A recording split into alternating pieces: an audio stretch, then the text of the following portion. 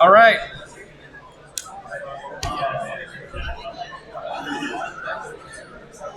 Oh. All right. Hello, everyone. Have to yell more? How about now? Can you hear me in the back? Yeah. All right. Let's do it. Time for class. How many of you are Wednesday people that I haven't seen before? Oh, nice. Wow, pretty good. How many of you are Monday people that didn't go to Monday's class? Oh, pretty good. All right, cool. See, plenty of space, like I said. Wednesday people, well, I guess just incredibly briefly. Where is it? Hey, there we go. The syllabus is here. All the information is on the syllabus right now. I already covered this on Monday, so I'm not going to cover this again for you. If you did not watch the video yet, you may be confused about that, but watch the video. We do not use Canvas in this course. I already covered all of this, and then there is this handy dandy. What? Yeah, there we go. The recorded lectures. So all the lectures are recorded and posted online. So go watch this video of Monday's class to get what you missed if you did not watch that already. And that will be the cadence going forward. Cool. And now we're going to learn. So we didn't get super far on Monday. Monday was just talking about the syllabus and the course structure, and then we went over security. So I guess I will rewind very briefly, even though I said I wouldn't, but that's okay. So you're here taking a security course. What is security?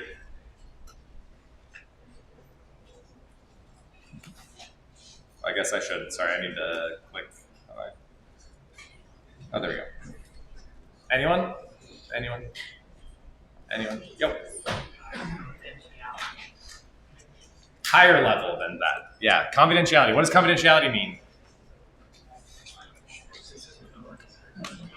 Yeah, keeping things secret or safe, keeping information safe. All right, we can skip to here because we already covered this. Great. Okay, so I want some examples. What are things that you want to be confidential? Yeah. Passwords. Why? Allows you to access things, but you only want to be able to access. Yeah. For instance, is there if you had my ASU password, what could you do with that information? What was it? You would give yourself an A? You wouldn't give anyone else an A? Wow. Wow. Better hope he never gets the password. What else could you do? Yeah. Impersonate us. Yeah, you could impersonate as me. You could send an email saying that the class is canceled, that the rest of the semester is canceled, although that could get you noticed. I may see the email saying class is canceled and think that's kind of cool, and then not show up. Yeah. Okay. What other things confidential that you think should be kept confidential? Yeah. My search history. Yeah. Your search history, not you in particular, but anybody's search history, right? Yes. That is the thing that maybe you don't want people to know or to see about what you're searching. Yeah. Your credit card number. Why the credit card number? Yeah, because they can take your money. Although I guess it's technically the bank's money until you pay the credit card company. So why is this thing not following me? Yo, sorry, I'm talking to the robot. Oh, there we go. Okay. Okay, great. Credit card numbers. What else? Yeah. Social security number. Why is social security number important? Loans. Yes, people can take out loans in your name. Is that something that you want? Do you want to be liable for a loan that somebody else takes out in your name? No. Awesome. Cool. So confidentiality, keeping things secret. CIA is the name to remember these. Integrity. What are some things that you would like the integrity of to be preserved? Yeah. Yeah. Transactions, so that you can see what you've purchased, so that it's just something magical doesn't appear there that you did or did not purchase. The search history and purchases, it's very important to people's privacy. Random students that I don't know. What else? Yeah. Anywhere where you store a lot of the things we're talking about confidentiality, if I have this thing in Google where it stores all my passwords, I want that to be secure. Yeah, so places where you want to store passwords. So what What would happen if somebody could go in and like modify that stuff? You can do everything that we talked about in the first place. Yeah, so depending on how it's done, right? So it could be if they hacked into Google, maybe rather than leaking my password, if they could just change it to something new, then that would be bad for me. That's great. Yeah. Your personal information too, My personal information, like what? like your name, where you live, because they could also go in and change that, or they could use that to their advantage too. Yeah, what movie? I think it was Sneakers. Has anybody seen the movie Sneakers? It's like an older hacking style movie. Is that the one where they like go in and basically like delete the guy? You like cancel all his credit cards, delete his bank account, make it so that he doesn't exist, basically. And so, yeah, that could be a major pain. So that could be integrity. That's also an attack on availability, though, right? So that would also be the fact of not being able to access something. Why is not being able to access something important? Or why is that something that is important, thinking about it from a defensive, from a security perspective? When you get like locked out, like one time my girlfriend downloaded a virus and it locked itself in a folder, and then you can't prevent it from wreaking havoc elsewhere. Yeah, that's a great point. So there's actually a class of malware. I was just talking to somebody before class called ransomware. So it gets on your computer somehow. Either you download it, think you're getting a game, and now you're not. Then all of a sudden it encrypts every single file on your computer. So all your documents, all your pictures, everything is encrypted. And then a pop-up appears that says, hey, I have all your documents. If you'd like these back, please pay me, I don't know, half a Bitcoin, a quarter of a Bitcoin. I don't know what the going rate is for these things, but pay me some Bitcoins and then we'll unlock your thing, right? So that's literally taking away your resources, your access to things, right? They usually for a person like you, they wouldn't mess with confidentiality. They don't actually care about reading that data or altering it. What they care about is restricting your access to it. For companies, they actually ransom them and say, hey, we're going to leak this data to the public unless you pay. Right? It's not just about getting access to the company. Oftentimes, companies do have backups so they can hopefully recover from these instances. Cool. So these are the things. So when we're thinking about going forward, and we're going to talk about different aspects of security here, I want you to be thinking in these terms, the CIA terms: confidentiality, integrity, availability, right? About, okay, when we talk about different types of threats to a system, which one does this fall under? Cool. We're going to go right into threats. Okay, so specifically, I need to go check something real quick. Cool.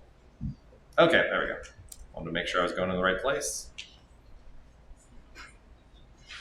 Okay, so with threats. So the way to think about a threat is thinking about what things could happen, right? So part of what we think about when securing a system, right, is we want to think about what are the attacks and threats that could happen there. So let's talk about, I don't know, random thing, your phone. What are some threats that you could face, security threats with your phone? So I'm looking for a threat, and which one of the CIA does that fall under?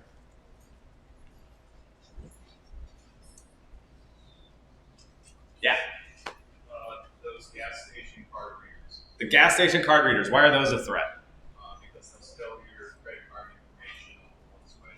Because they can steal your credit. So the broad term for this is credit card skimming.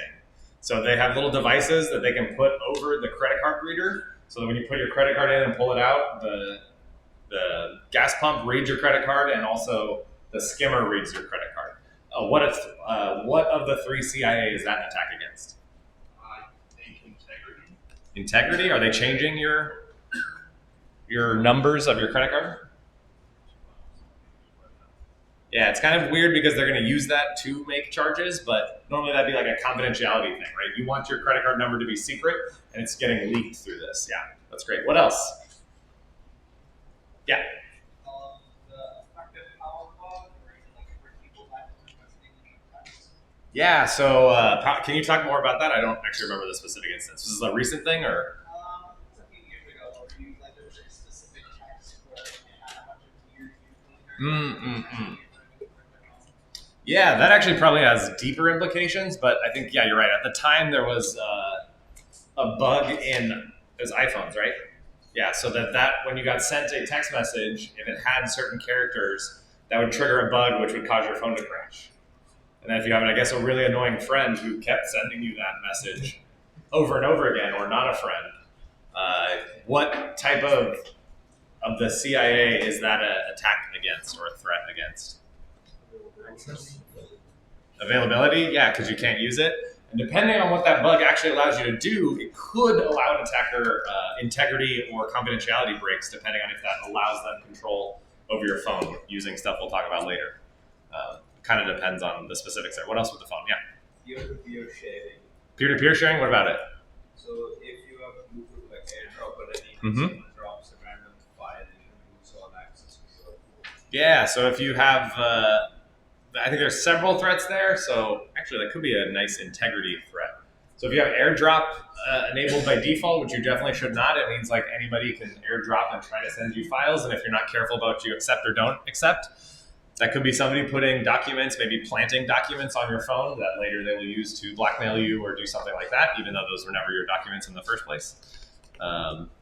What about, I don't know, do you have anything, if somebody were to steal your PIN of your phone, would that be useful? What kind of is that a threat? Yeah, what do they have against that kind of threat, like a defense against there? Is it biometrics? Biometrics, yeah, so facial, they have some facial recognition stuff. Some of them have fingerprint readers. Yeah. Two-factor authentication. Yeah, so two-factor, do you guys have that enabled for my ASU? Yeah, awesome. Wow, okay, good. Good. We'll talk about why that's so good later. You don't have to agree now. But yeah, so two-factor authentication. So then even if they have your PIN or your passcode or something, this actually does protect me if our friend over there wanted to actually stole my ASU password. They couldn't actually access the website without the second factor of me clicking OK on that duo. So they need to steal my phone and steal my password, right? So that increases the difficulty there. Cool. Okay, so when we think about threats, we're kind of thinking about these are just like ways to think about threats. Really, they all come down to like the CIA triad. Oh, great. Sorry. Malware integrity, NFC integrity. Cool. Sorry, I didn't see I got to get better about reading this chat. Oh, there we go. That didn't work. And this Twitch thing is so fun. Okay. I wonder, can I watch myself on this video, figure out how to access the comments of the video that I just made disappear? The answer is yes. Oh, there we go. Hit the right button. Okay, zooming in does nothing. Why does nobody like the web? Okay, great. Okay, that's required for my SU. Thank you, Person Online. Okay, so threats. So these are some categories, and really we're going to go through a threat modeling exercise where we talk about threats to a system, but you can kind of group them into categories. So you can think about disclosure threats. So that would be like your PIN number, right? Accidental disclosure. How can somebody get the PIN to your phone? You can tell them. What else? They can watch you do it, I think you said. Yeah, what else? Yeah. It's like they can track keys. This is more for computers, but like key tracking software. Yeah, there's stuff that like they've done some research that your phone has a gyroscope, right? Like that reports the orientation. They can track. Oftentimes, they can guess your PIN or something by the shake that it makes as you're typing that in. Yeah. Keylogger, so they can install software on there that is keeping track of it. Like if you use this machine right here, that could have a keylogger that's literally, could be a software thing, it could be a hardware thing. It's a physical device from where the keyboard comes out and then plugs into the system here. Yeah. Screen recording, they could record either my screen while I do it. You could be, yeah. Oh, sorry, over here. Say it again? Like they see their fingerprints. Yeah, so it could be your friends. That's called the shoulder surfing, where they're looking over your shoulder while you're typing in your PIN code. They could be filming you nearby, or later you could just be typing in your thing. These are all disclosure style things where you could accidentally disclose that information. Deception would be threats that are trying to deceive somebody. So that would be if somebody else came into the room and pretended to be me, like one of you, I guess. That would actually be kind of funny, but like if you did that, you're deceiving some either system. This would be like impersonating somebody online. Yep. Does every single deception threat fall under social engineering, or some of them not quite? Not quite. I would say social engineering usually needs a human component, and these could be technical measures too. You could trick a system into thinking that you're a trusted system. We'll talk about like IP address spoofing, and if there's a trust relationship between two IPs, and I pretend to be that trusted IP, I'm deceiving the system into thinking that. Disruptions is what we kind of. Oh yeah, go ahead. This one isn't really possible because of the maximum password checks, but you could do brute force. Yeah, trying passwords a bunch. That wouldn't necessarily fit into these threats, but that is an attack that you have to consider. Yeah. Deception, for instance, you can call the ISP a first-named person to get access to their SIM. Yeah, so we'll talk about that a little bit more, but that's like social engineering, right? You're trying to trick a human into doing something on your behalf. People are very, very good at this. Disruption, so this would be kind of like denial of service. Other types of attacks that we talked about fall under here. And you could also like get more privileges than you have access to. I can remove that one. That's silly. But anyways, so these are common threats that appear multiple times in different contexts. So it's very important to remember these, because when we talk about threat modeling a system, we want to be able to think through these types of threats. So for instance, snooping or wiretapping. What does the term wiretapping come from? Anyone know? Back when telephone wires were still exposed, everyone used wired telephones. Mm-hmm. You could physically just connect a wire into a wire to just listen. Yeah, so like there's literally physical wire going from your house to all the neighbors' house, and then there'd be a central wire. So they'd get on a telephone pole, figure out which wire was the house they wanted to listen to, and they would, physically tap into there to listen to a phone call. So it comes from phone call tapping days. There's all kinds of crazy, like wiretapping as a term is very broad, and it's basically like snooping in or listening in on a conversation that you did not originally have access to. Modifications or alterations, very common threats if you're trying to manipulate data or modify data. The term for this is like a man-in-the-middle attack, which we'll talk about in terms of network security, where basically you can think of an adversary as between your connections and altering and changing things. It'd be like if I told the TA to tell the class something and they changed what I was going to say along the way, or I asked one of you to do that, which seems more likely than I guess the TA, one of the TAs altering the message. We talked about this, masquerading or spoofing, so pretending to be something else or pretending to be from somewhere else. This is like a similar name there. Now, this isn't always a problem, and this is actually something we're going to get to in a bit, but context is always incredibly important to security. Does anybody know what the term delegation means in, like, I don't know, businessy context, or in like if you get an email from me, does that mean it comes from me? Yeah. No. Why? Because delegate goes to the names, not the person. Yeah, so has anyone ever got an email from Michael Crow? Yeah? Do you think he sent that email to you personally? Like, he wrote it, sat there, was like, I'm going to send it. And then hit the send button. But it comes from his email address, right? So it's not somebody masquerading or spoofing as Michael Crow, but email systems have actually built-in delegation capabilities. So you can say, this person in the organization can email on my behalf. And that's how that stuff is done technically. But again, this like who can send emails as what is not just like a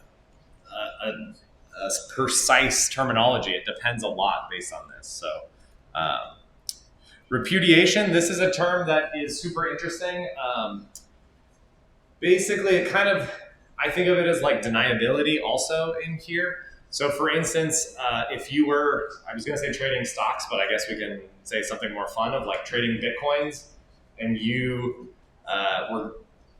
went to buy like 100 Bitcoins from Coinbase, let's say, and then they dropped in price, and then you call Coinbase and you're like, what the heck, I never made that order. I'm not the one who made that. That must have been somebody else. That's not my responsibility, right? So you're able to repudiate the fact that you actually did this action. Is that good for Coinbase? No, because you just do that if it ever went down. If it went up, you'd be like, yep, those were my Bitcoins. That's great, yeah. It's just like when someone says, like, my account is hacked. Yeah, so that's a great thing. This is I think a thing that you've probably seen where they claim that their account was hacked in order to say that like give themselves deniability that they did something. So the flip side of this, we'll look at later some crypto things where you can actually like guarantee that you said something, or that the somebody that's holding some digital key is the person that said something. Yeah. There's also claiming your kid did this. You can also claim that your kid did it. Yeah, that's very good. That's these are all good. How do you all know this so much? Is that because you see people using it, or you use it yourselves? I guess we'll never know. Another way, denial of receipt. So, like the Coinbase order, right? So let's say from now flipping it around, you are honest. Coinbase is not. You go to Coinbase and say, I want 100 Bitcoins.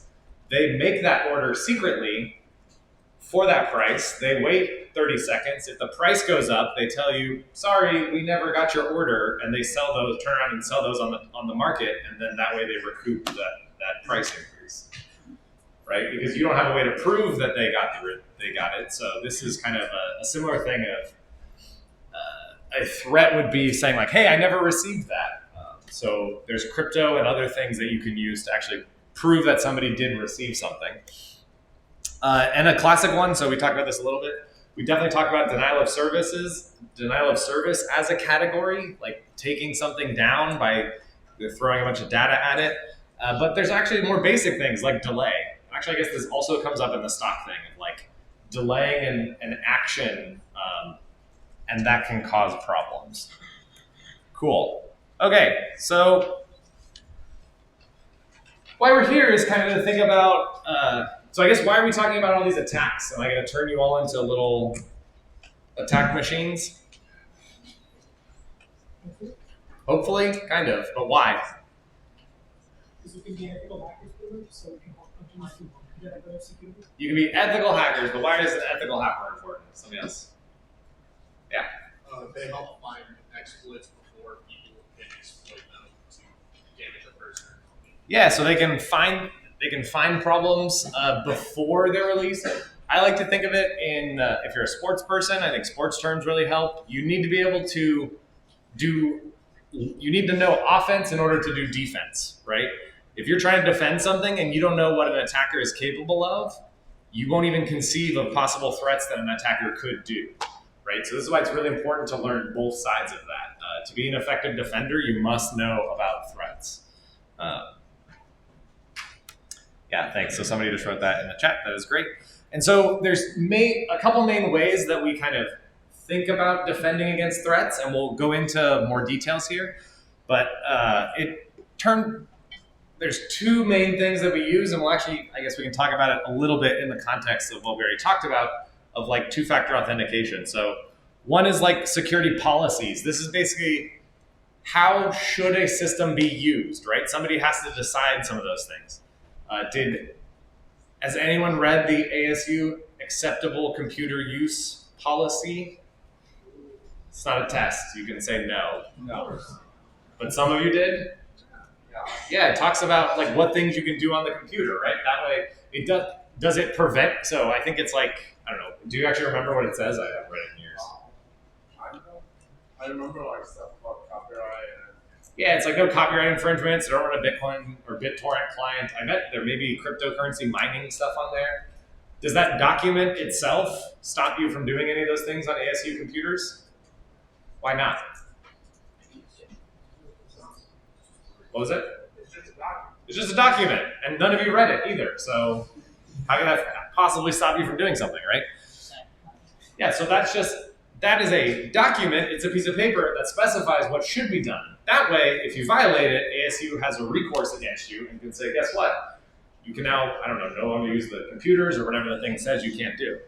Now, similar thing, we were talking about, we talked about ASU passwords and two-factor authentication. So what's the policy there? Is there a policy? Say it. You're required to have it. You're required to have it. That is the policy, right? So the policy is to have my ASU account, you have to have two-factor. That is a policy. Does that do anything by itself? Yes. No, it doesn't do anything. It's just a policy. It's just a piece of paper, just like the acceptable use policy. But, and this is why you need a security mechanism, right? The policy doesn't say you have to implement Duo and it has to be like this and you have to give students a way to sign up, right? The mechanism of how that is enforced is the policy. Another thing I like to use, an analogy would be like your house. So does anybody lock their door when they leave their house? Yeah, why? Yeah. So then, I think I see where you're going. So the policy would be above my door, don't enter my house. But the mechanism is, it's locked. So since you tried, you failed.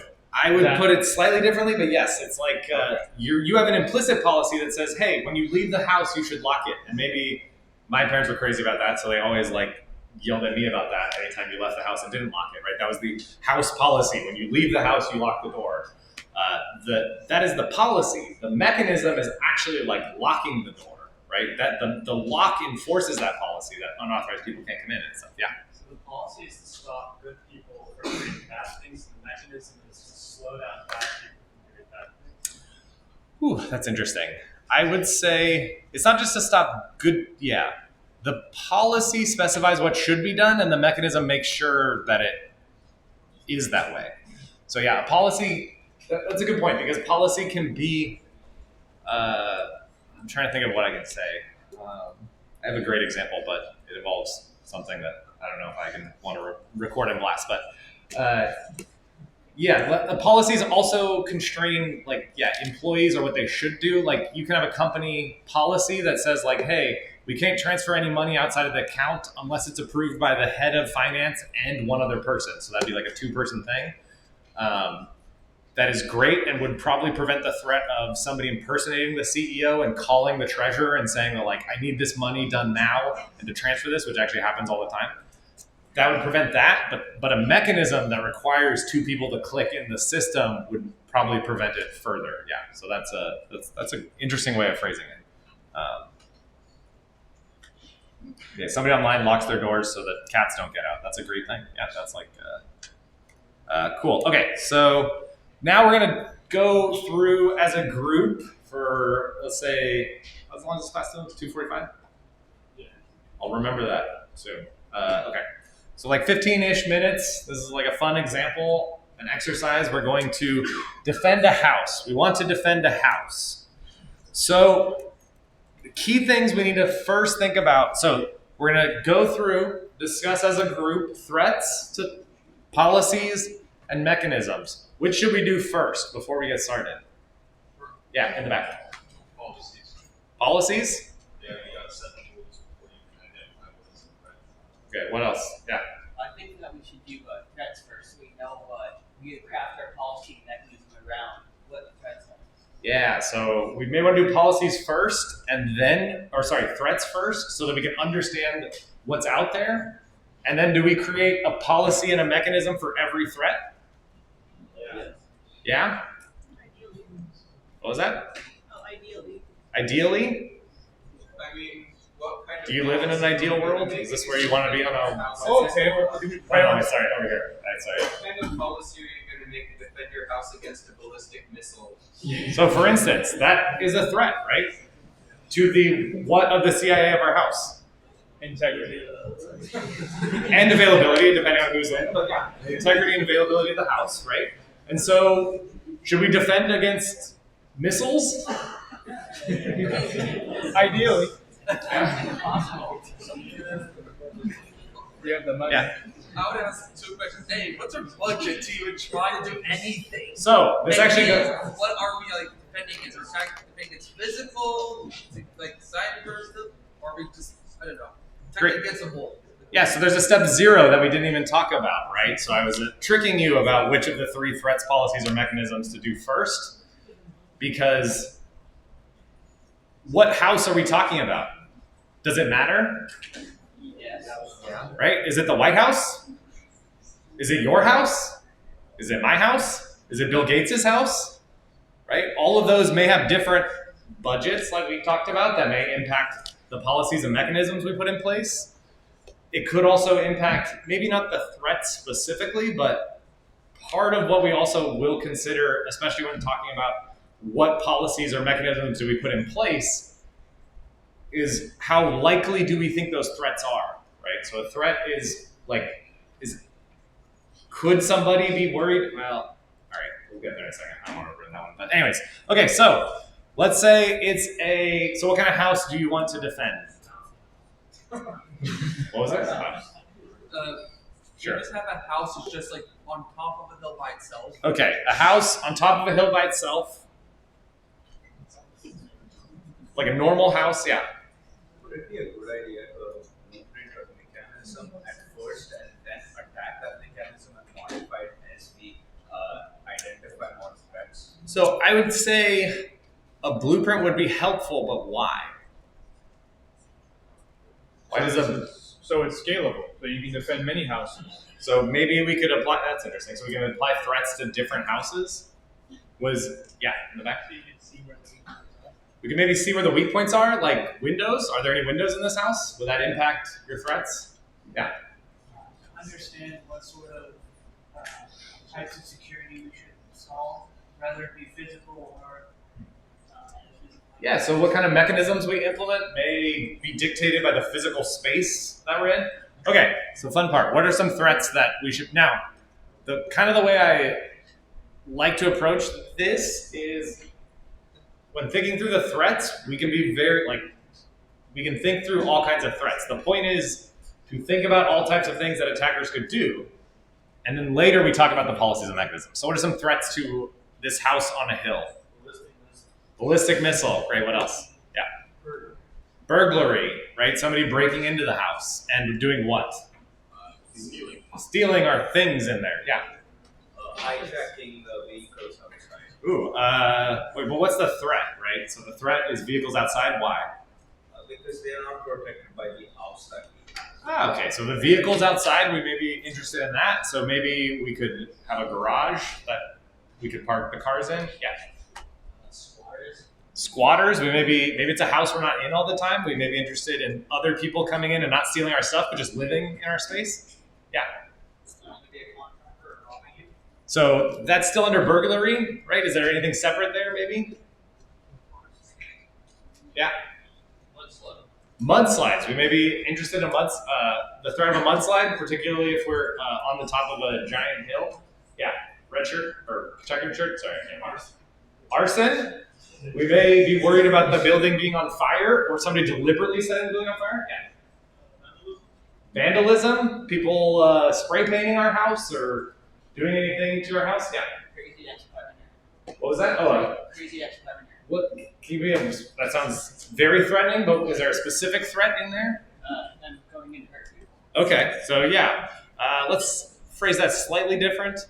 A previously authorized user to the house is then unauthorized, and we definitely don't want them in the house for a variety of reasons, right? Yeah. Weather damage? Yeah. So like damage to the house, hurricanes, lightning, haboobs, like I don't know, all kinds of stuff. Yeah, back here. Someone gaining entry either through picking a door lock, which can also make it so that lock is no longer operable, or breaking a window. Yeah, so so falls under burglary, but we can think of different egress ways so that we can consider. This actually goes back to the other good point about the somebody dressing up as a contractor or something to get access to the house. It's under the threat of burglary or steal or unauthorized access, maybe even. But the different avenues we may need to think through, especially if we have a policy that like, hey, only only somebody I give the key to can access the house. But if that's also a contractor, that would be in there. Yeah. Stalking. What was that? Stalking. Stalking. Yeah, stalkers in our house. Maybe a mechanism for that, maybe super wide. We're on top of the hill, but our gate is like the entire place around the hill, and then we have security cameras everywhere so that only we can approach it. Yeah. Yeah. What about something already in the house, like a house cat? A cat being a threat. I think the cat people would probably disagree with you, but yeah, or the dog. It's to get dog people as well. Yeah, that could be a threat of yeah, I don't want to go into that. I think you can use your imagination. Yeah. Say it louder. Aging mechanisms. Okay. Aging pre-existing mechanisms, so things that are out of date. Ah, yeah. Okay, so, okay.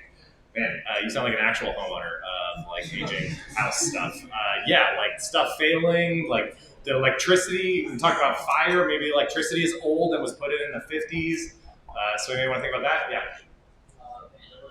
Vandalism, great. In the very back.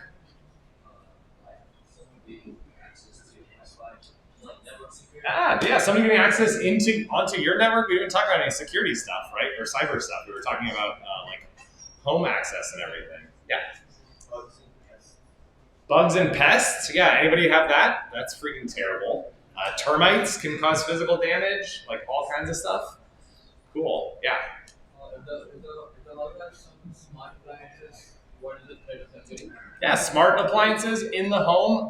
Have you heard those stories of people hacking into baby monitors and then talking to babies while they're sleeping? That's really freaking weird. Nobody said my favorite one yet. I think you guys are not creative enough. I don't want to challenge you on that. I think you're very creative.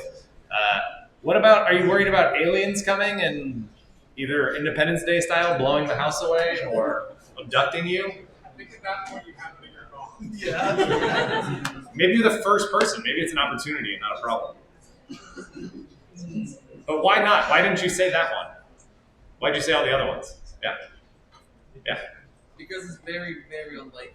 Yeah, because that's the thing to think about with all of these threats, right? As we move throughout the threat modeling process, you want to brainstorm a lot of different threats, and then you want to think about how likely are those threats? Should we spend a ton of money defending against aliens? How are you going to do that exactly? Yeah. Technically, aliens is not just our problem, it's the world's problem. So if they are invading, it's not really something we can do about, something someone else has to do. But what if they're invading your house specifically? That is bad luck. It's very bad luck. But I guess that's an interesting, like, collective defense argument. Yeah, maybe, I don't know. We talk about money, but like, I guess tinfoil is not super expensive. Maybe that's why people wear tinfoil hats. It's cheap. You also have to consider what things in your house would actually be targeted by a direct threat. For example, I'm not sure why aliens would break into my house. There's nothing there. That's what you say publicly, but yeah. But maybe there's some element that only your house cat has, and like in the whole universe. Yeah. Oh, have a decoy house? That's great on the Twitch. And then somebody said, how many decoys can we afford? Great questions, right? So let's focus on one threat right now for a second, and let's talk about the threat of burglary, right? So somebody wants to come into our house who's not authorized. They want to steal our stuff, take our stuff, and take it out of the house. So what are some policies we can put in place? So I guess the first question is, should we be concerned about burglaries? Why? Why not? Because it's expensive. All this stuff costs money. You know how much locks cost? You can get locks. You can get a security system. Like, if this is going to cost you $1,000 a month and you have $50 in your home, is that smart? Probably not, right? These are all trade-offs of like how much to invest. We talked about a decoy house, but who has money for a decoy house? So anyway, so we have burglary. Right? So what are some policies we can put in place? Yeah. Security by obscurity. Okay, security by obscurity. In what sense in the burglary context? Physical lock. Say it again. Physical lock, because there's two reasons to break. Oh, a lock. I wouldn't necessarily say that's obscurity. While you can break it, it does make it slightly more difficult, right? Depending on the lock, but yeah, that's interesting. But that's also more of a mechanism. So what's on the policy side? Yeah, let's go over here. Deciding that keeping a lot of expensive assets in your home would be in your best interest. That'd be great. So yeah, a policy could be anything that's worth over, I don't know, $1,000, we're going to put in a safe deposit box in a bank. So we just don't have expensive things in the house. So this does two things, right? It can reduce the chance that you get robbed if people know about you and know about stuff. And it can reduce the impact, saying like, okay, this is kind of what we were talking about of assuming, if you assume people can break things, then you can also reduce the impact of that. Yeah. Like one of those beware of dog signs. Yeah, we could buy a sign. Do we need to buy the dog too? No, we could just buy the sign. Yeah, that's actually, this is a true thing. A lot of people that have like the security system signs like in their windows and stuff, oftentimes they've stopped the service or that was like a previous owner and they just kept the sign. Because again, that kind of like, you know, it's going towards this notion and this idea that, hey, we don't have to have perfect security, but if we can have better security than our neighbors, then if somebody's looking for a place to rob and it doesn't matter to them who to rob, then they'll just rob the other person, right? That doesn't maybe apply if we're known as a drug dealer who has millions of dollars in cash in our house, right? Because like we said with the valuable things, they won't. There's other pieces of information that maybe they can figure out that we have things there. So maybe all that other stuff is worth it. Yeah. Other policies, yeah. Louder? A physical safe. Yeah, we could have a safe and put our stuff in it. Is that enough to guarantee, like, what's the policy, I guess, would be, let's have a safe and let's put our valuable things in it? Yeah, yeah. Is the safe small enough that someone can just take the safe with them? Yeah, so that's also the trade-offs, right? What are we putting in this safe? How much money is this safe? You have to get like some safes that are like built into the ground or the cement or the, what's it called, foundation of the house? All that kind of stuff you have to think about. Of like, is it even worth it to do all this? If they can just steal the safe and break it at their leisure, then who cares? Yeah.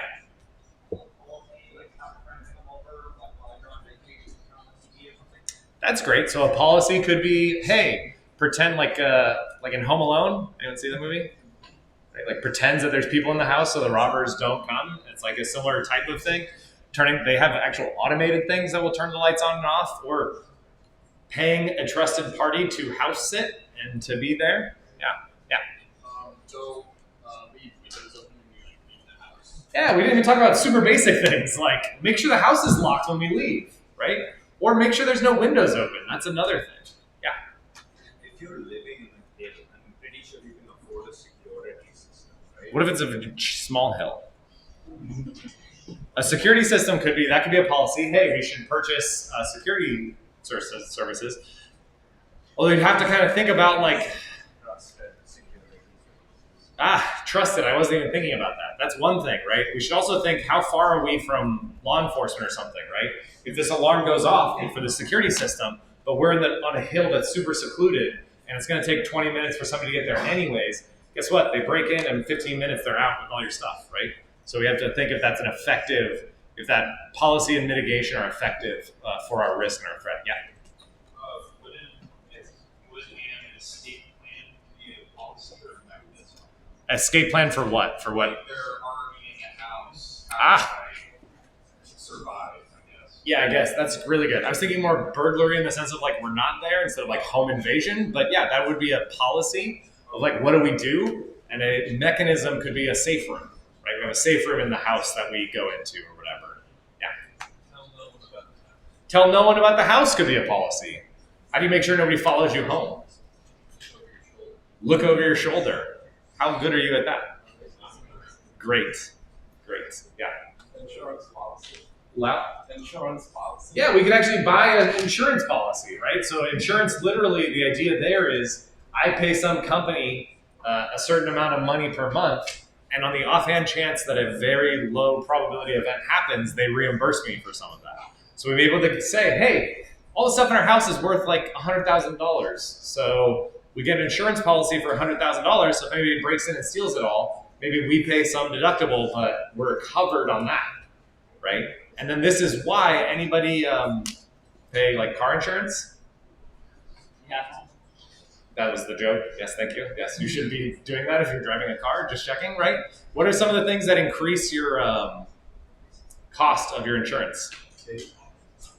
Your age, because you're more likely to get into a crash, right? That increases the risk of something happening, which then increases the chance they'll have to pay out. If you have a lock on your car, if you have an alarm on your car, I think can impact, right? So literally insurance companies' whole jobs are figuring out this ratio, like how likely is this to happen versus not happen. Yeah. Since this was brought up in Twitch chat, Yeah. I am curious about one thing. Are we actually defending the house, the physical structure itself, or are we just defending stuff inside? Yes, exactly. That's like, great. Like put in the bunker, like someone said. Yeah, so that's like, again, part of that step 0 is like, what are we defending and what are our goals, right? So if it's your house, you would essentially know what you care about. But if somebody brought you in and hired you to do threat modeling and to do this exercise for a system, you would have to figure that out. Cool. Okay, we can do this. Yeah. Not only just have security system, but also they should be visible that there is a very good security system. Yeah, so it's like a deterrence threat of like, not only do you want to show that you have security, like you not only want to have it, but you want to show potential robbers that you have it to deter them from doing it, unless they like a challenge. So, okay, so we talked about that. I think we talked about, while we were discussing policies, some good mechanisms. These are things we talked about, like the security system itself, the locks. Let's say very quickly for our burglary example, would we just say, well, I got locks and I'm good? Some of you are shaking your head. Why? Burglary threat fixed. Yeah. Break the windows. They could break the windows, right? So they could break the locks. We talked about that earlier, right? They could pick the locks themselves. Like the mechanisms can be bypassed. And this is why when we're thinking about how do we defend against a threat, we don't just think about, well, I do this one thing and then I go home, right? We may have multiple layers of security. It's known as defense in depth, of saying like, okay, I'm going to have several policies and mechanisms to try to combat this threat. This could be, I'm going to have locks on the doors for burglary. I'm going to have locks on the doors. I'm going to have a security system that hooks up to the windows that can tell if they're shattered or whatever. I'm going to not keep any valuables in my house over $10,000. It could be, we didn't talk about this, but maybe I'm going to put the money under the bed or something. Like, have you heard about this, of like decoy money, where you would like leave $100 in cash in a drawer that somebody's likely to find, and then the actual cash that you have, you put somewhere else, like under the slats of the bed or something. Don't check there in my house, but I just made that up. But like, you know, the idea being like, hey, they find it, they get some money, great, they go away, they don't bother looking super in depth. These are all different mechanisms that we could do there. Cool. Okay. Super fun. Cool. So we talked about this a little bit with our policies. What we're trying to do here is, with a policy, we're trying to prevent bad things from happening, right? This, of course, assumes that people follow the policies or that the mechanisms actually are implemented properly. We may want to detect when things happen. So think about the example we just talked about with the house. You have locks. You have a security system. Which one prevents things and which one detects things? The lock prevents, but the cameras and stuff will detect if someone trying to break it. Yeah, so the locks prevent and the cameras detect. So why the heck do we want cameras if we have these locks? Seems better to prevent than detect, right? Yeah. So you can see if they are able to bypass. Yeah, so one reason would be, are they able to bypass? Okay. Yeah, are they able to bypass any of our mechanisms? Because if we have no detection, we'll never know. Yeah. So if we're able to like detect and watch them, what they're doing, and see maybe things like time and more security. Yeah, so we may be able to, if our job is defending houses, maybe it'd be super useful to observe people breaking into houses and to see how they work and to see what we can learn from that to design a new, safer, better house. Yeah, this is great. Recovery is another thing to think about, right? This is, again, it actually goes back to what we talked about with insurance policies. Part of that is recovery. We want to be able to, if something bad happens to us, we want to recover from that. So there can be other reasons, but these are kind of a good approach to be thinking about policies. If you're trying to implement a policy in a system, what are we trying to do here? And I hope it was clear. And then usually, like, it's kind of, the other way to think about this is in a loop. So you try to implement policies and mechanisms to prevent things. And then if you know those might fail, so you should definitely have ways to detect things. And then if you detect something, you investigate it, recover, and then try to implement new policies and mechanisms so that doesn't happen again, right? So this is like a cycle that you could go into to try to secure a system. Cool. How did we define policies? How is the ASU computer use policy defined? It's not a trick question. Yeah. With words. With words, yes. It seems like a silly question, or a silly answer to give to a question, It's true. With words, is that the only way we can define policies? That in natural language? What's great about natural language? Everybody understands it? Most people should kind of maybe understand what you're saying. Has it ever happened where I said something and a student misheard me in class? Yeah? So like if you said, always lock the door when you leave, and they heard, never lock the door when you leave, or always unlock the door when you leave, maybe the worst case. Yeah. You can act on words. Yeah, that's great. Any other, so we talked a little bit, what are the cons of spoken or natural language? Yeah. It's never documented. It may not be documented, or it may be even the worst, so verbose that it's hard to read or understand. How many of you have read the privacy policies or the end user license agreements that you have agreed to whenever you've literally used any website in existence?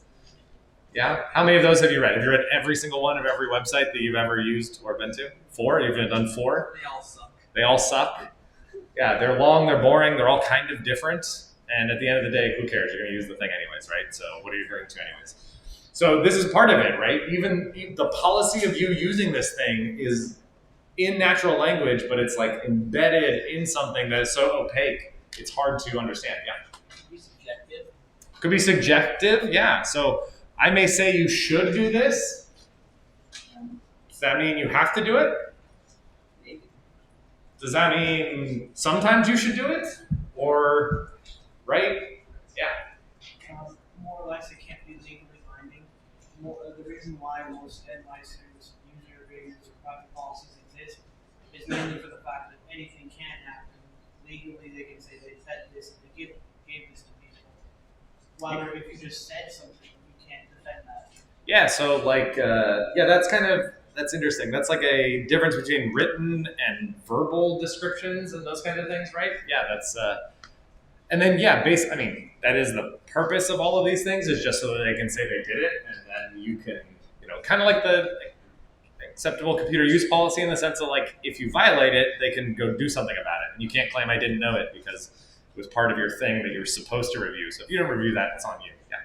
I would say kind of along the lines of subjectivity is that it can often be open to interpretation, and depending on how legally binding it is, certain words mean very specific things in a legal context, where you could be signing up to something where how you interpret it, it seems like something you would agree to, but you just signed off all of your data away and totally.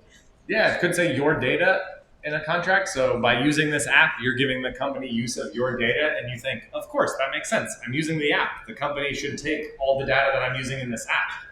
But if it's not precise, maybe your data means all the data on your phone. So it can upload all your photos and everything, even though you didn't necessarily realize that's what it was implying. That's a great point.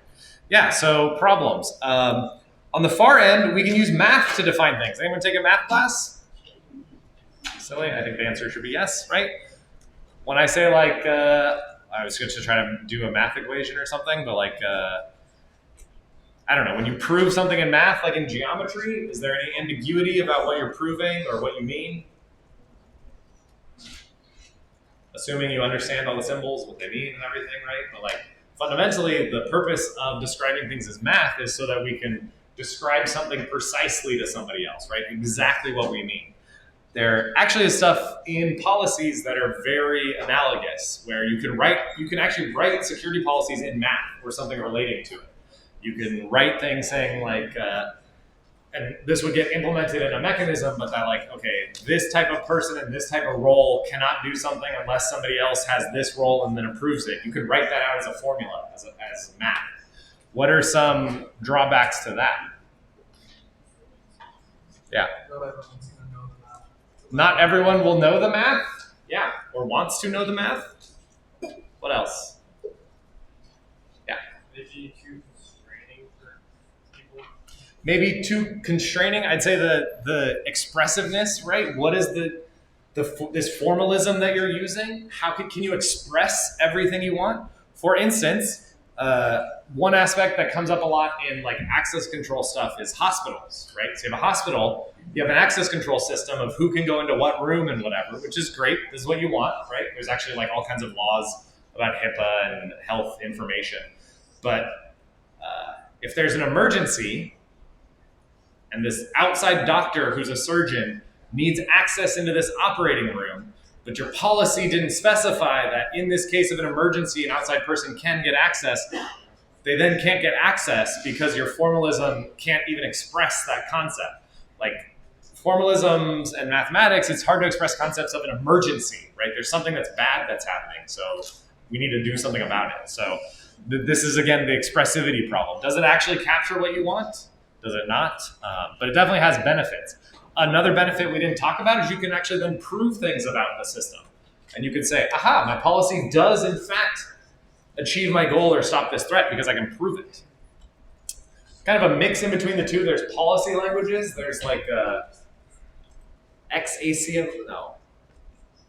control, ACXML, XACML. I don't know what it is, but it's basically like a language where you can define policies in XML that can be interpreted by programs. That's also something we didn't talk about that's super nice for a formal proof, is you could then load that into a program that can operate on that and understand it. Whereas if I tried to tell my program, hey, my buddy needs access to my house like tomorrow, can you please give them access? It would say, sorry, ChatGPT stuff can't do that yet, so too bad. Okay. So how do we know that our security policy is correct? Do we want it to be correct? Yeah, because otherwise, what are we doing in the first place, right? If it doesn't actually counter the threat that we care about, then why are we talking about it? So should we just like say, yep, we said it, so it's correct?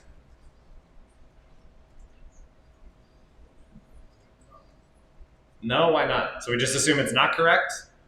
You should try and break it and see if you can. Maybe try and break it? Yeah, how or why? Yeah. Finding loopholes.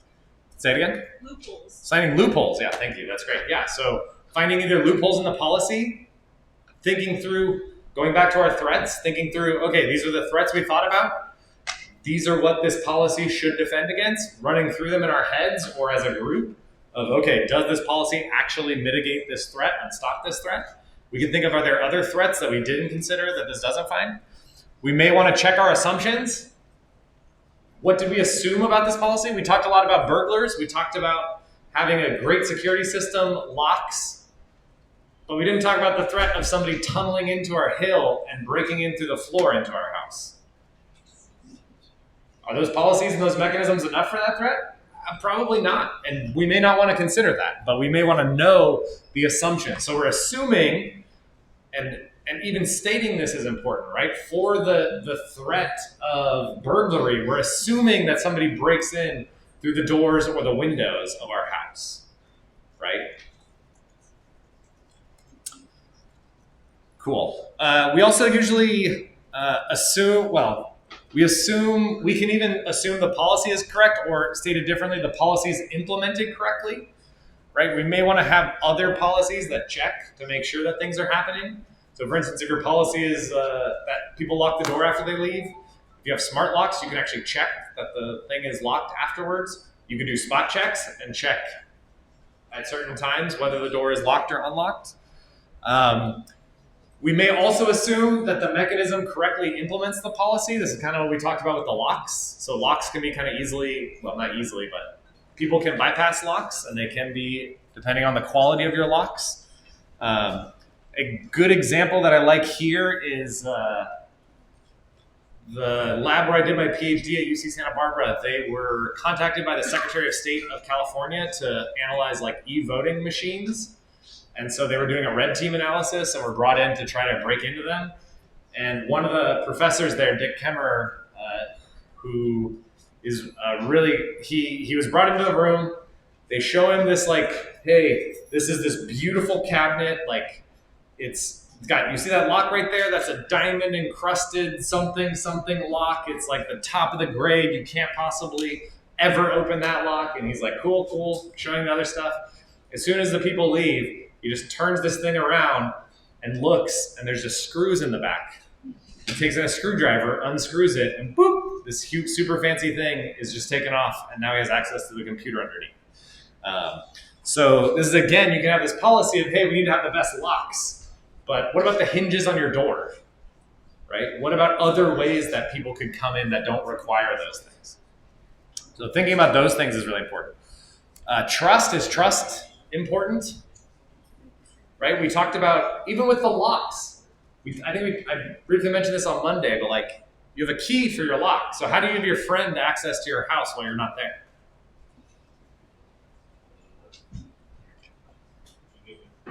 You give them a key or a copy of your key. And then what? You're trusting them that what? That they don't take your stuff? What else are you trusting them? Yeah. They don't abuse the power they have. What power do they have? Entrance to your system. Yeah, and not just them, anyone, right? Anyone with that one, yeah. They don't make a copy of the key and go back later, right? Because they were only authorized for that one period of time, right? So you're trusting that they don't let anyone else in, that they don't make any further copies of that key. There's actually a lot of trust involved in a key, yeah. Oh, sorry, back up, yeah.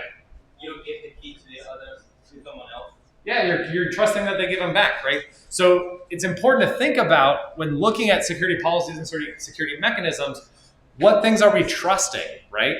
It's like, who are we trusting here? And is that what we want, right? This is actually the one, and smart locks can be kind of annoying. Does anybody have like a smart lock in their home or apartment or something? Do you like it? Don't like it? Yeah?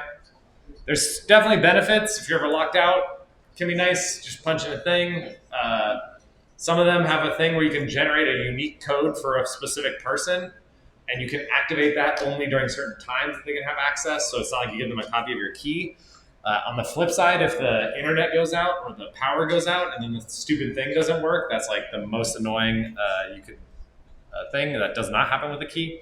Anyways, the important thing is like understanding when you're discussing and you're thinking about the policies, hey, for this policy to be correct, who is trusted in this scenario?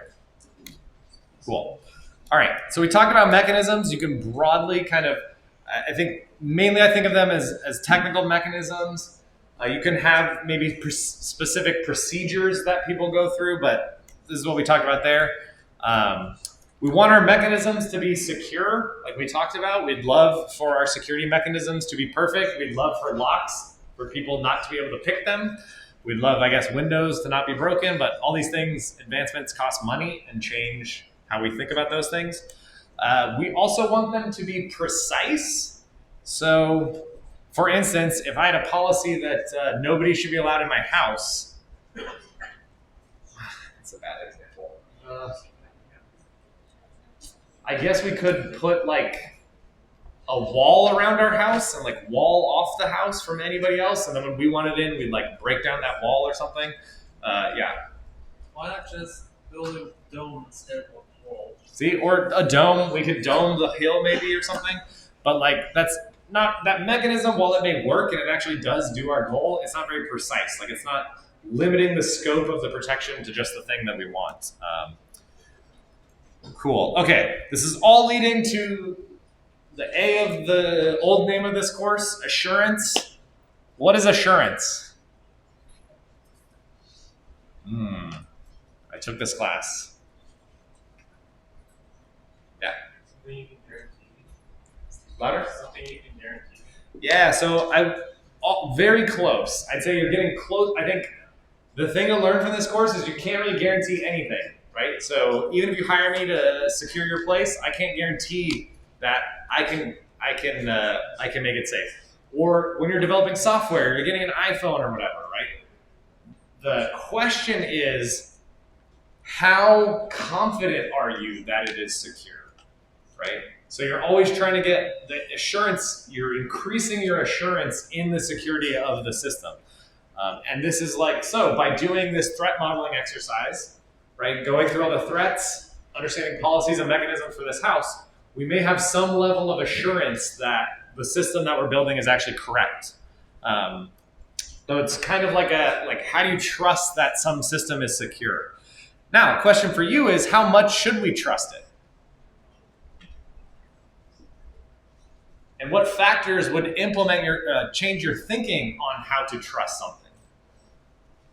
So what's your assurance in your phone, the security of your phone?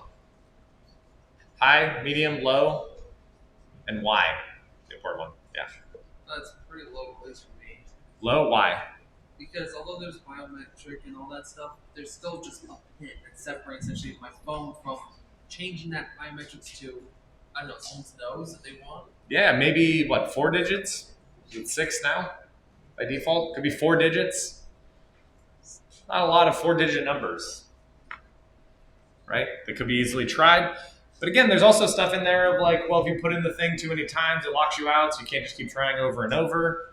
I guess the funny thing there is the new-ish thing. I haven't heard about it in a while. I think it was 4 months ago. The play that criminals would do is they'd steal your phone while you had it unlocked and were using it. Like you'd be at a bar using your phone. Somebody would steal your phone, run away with it, and then go in and change your iCloud password, because you can do that while the phone is unlocked. And you, oh no, you do need the PIN. So they would shoulder surf you to steal the PIN. That's right. They'd watch you unlock it, then steal the unlocked phone, then go in, change your iCloud password, which once they have that, they can reset everything, and then they have a nice phone that they can sell for lots of money. So can we quantify? How do we quantify trust? What do I mean by quantify? Just a fancy word that means turn into a number. So how? Yeah. You mentioned before that when you're going through a house, instead of just having one security such as locks, you would go between maybe stopping windows and going through whatever methods you're going through a house. But quantifying trust would basically meaning having multiple methods of protection rather than just one. Yeah, so that would definitely increase my ability to trust a system, right? So I'd say like, well, if you have a house, one only has locks and the other one has locks and a security system and external cameras that people are watching, I may trust the second system more. But how much more do I trust it? Is it 20%, 10%, 50%? Yeah. You could like come up with some metrics and track how much these systems are doing on these metrics. Yeah, you could come up with metrics. Who's coming up with those metrics? How do you grade those metrics? If I was doing it, I'd say my house is super secure, right? Because I made that. I'm selling house security services. Yeah. I would say you can draw like a direct analogy to car safety tests. There are entire administrations that are centered around classifying cars first, like SUVs, subcompact sedan, and then for each of these cars, comparing what's on the market safety-wise, and then actually testing it out and getting a rating for the class. Cool, that's interesting. So using the analogy of like car testing, although I think the interesting thing there isn't that like a industry thing and not actually done by the government, the crash test ratings, but I actually don't remember. But anyways, it doesn't matter. But yes, they're able to give safety ratings to cars by putting them through things and saying like, hey, and rating them on certain aspects. Yeah. I think some of the safety boards actually are directly like working with the government or part of the government. I can't remember exactly how that works. I thought it was like they did it so the government wouldn't step in and start regulating it. International that go across like multiple nations. Cool. Yeah, that's I'd say it's a super interesting model. The problem is always going to be what do you test versus like the other stuff. I think if I remember correctly, current concerns are like people make the cars bigger, which helps on the crash tests, but then if you have a small car, then you get screwed in a crash. So that's going to classify, you know? Right, exactly. And like other things would be like this house problem. All these situations could be unique and different, right? A house on a hill versus a house in a suburban neighborhood versus Bill Gates' house on a lake. So coming up with a standardized testing mechanism can be difficult. Yeah. Like statistics on burglaries, with it versus without it. Yeah, you could use statistics, rate of burglaries with it versus without it. What if your system you're testing is a burglar detection system? Would you expect more burglaries with it or without it? Like successful burglaries. Yeah, but what if they're still successful? But you don't know about the unsuccessful ones because you haven't discovered. It's actually the burglary context is. Yeah, the burglary context is bad, but there's actually a big problem with security and cybersecurity. Is people will sell great systems or companies will invest money in security, actually implement detection systems, and then go, oh my God, we're under attack. Like it was almost better when we didn't know about this. So yeah, anyways, the point is this is very difficult to do. And if it's something that you end up doing, that's like, this actually is a huge market. Yeah. Is it a, just Louder. All right, we still got 5 minutes. We're gonna go till the end. Yeah. Is there an industry standard for security of software? There is no. Is there an industry standard for the security of software? There are certain NIST things that are like best practices. There is for sure like engineering standards for when you want to like get your software onto an airplane, but those have different implications than like the security parts. So the importance is no, I think, in general. So there's nothing like for a car that's crash test which Correct. No, there's definitely not, and those cards crash. Okay. So very briefly, okay. So one thing to think about when thinking about the assurance of now shifting a little bit to a software system.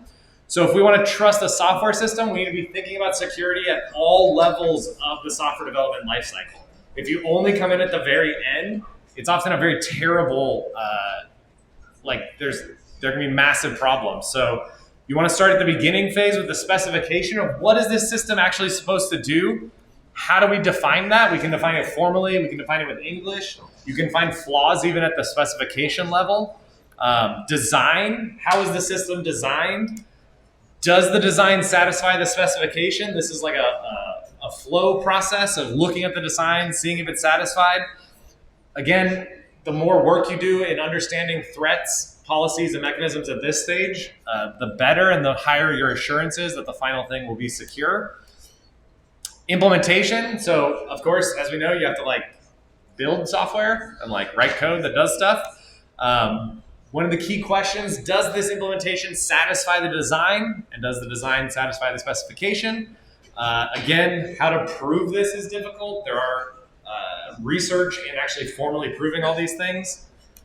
And finally, even if you, and this is a key thing, even if you build the most secure system in the world, it's a beautiful, perfect specification, perfect design, perfect implementation. Has any of you written code that's perfect?